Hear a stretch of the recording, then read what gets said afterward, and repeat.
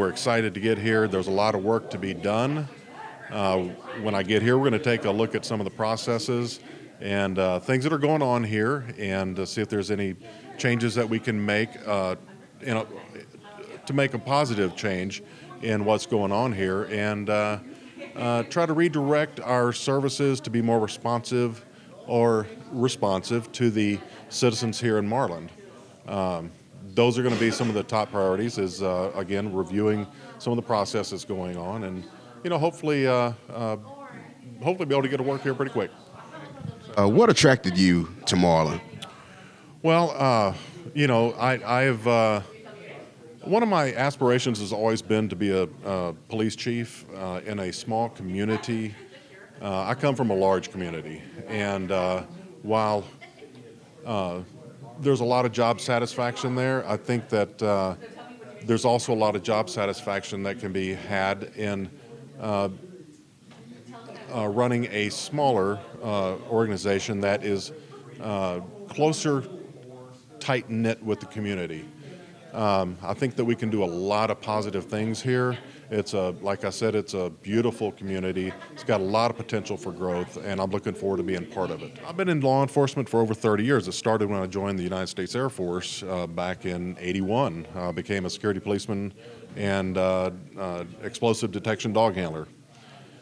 From there, I became a reserve with our local sheriff's office, and that was back in the early '80s. I don't want to date myself too much, but eventually went to work for some local law enforcement agencies and ended up with the Bexar County Sheriff's Office, where I just retired on May 31st as a lieutenant in our Criminal Investigation Division, in charge of our homicide, violent crimes, domestic violence units, as well as some others.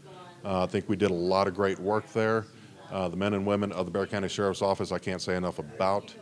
I'm very proud of the organization. It was bittersweet to retire, but it was time for me to move on. My wife and I have talked, for years about moving to a small community. And when I saw Marlin pop up, I applied, and things worked out. God is with us, and I'm really happy about that. So my goal, my vision for the police department, the Marlin Police Department, is being one with the community.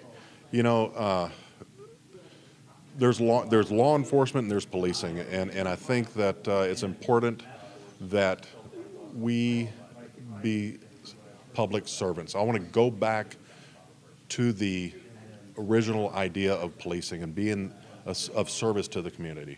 There's going to be times that there's going to be interactions that aren't so pleasing, but it's part of the job. But that's such a small percentage of what we do in law enforcement and policing.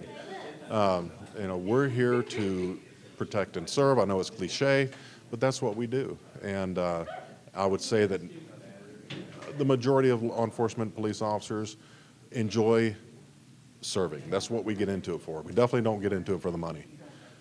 It was a calling of mine over 30 years ago. My father was in law enforcement.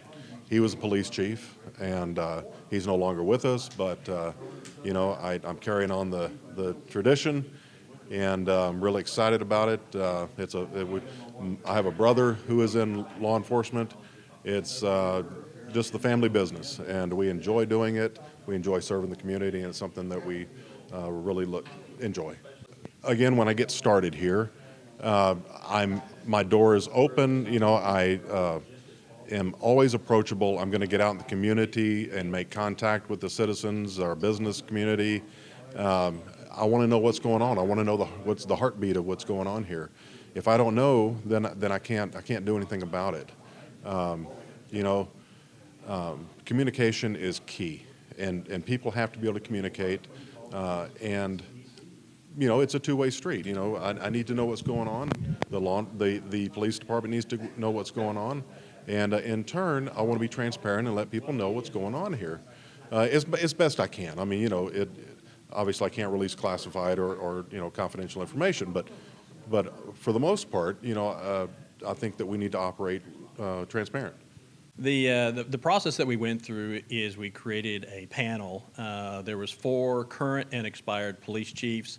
And along with our, one of them was, of course, our sheriff and our city manager. That was the panel that was created together to go through the 15 different applications that we received. They took those applications and individually rated those. Through that process, we chose 5 out of the 15 to be interviewed. That interview consisted of those 5 panel along with 2 council people and myself. Once we went through those in all 5 different interviews, we made through the process to decide that Mr. Pesces was the 2 things, was the best qualified and also the best fit personality for the city of Marlin.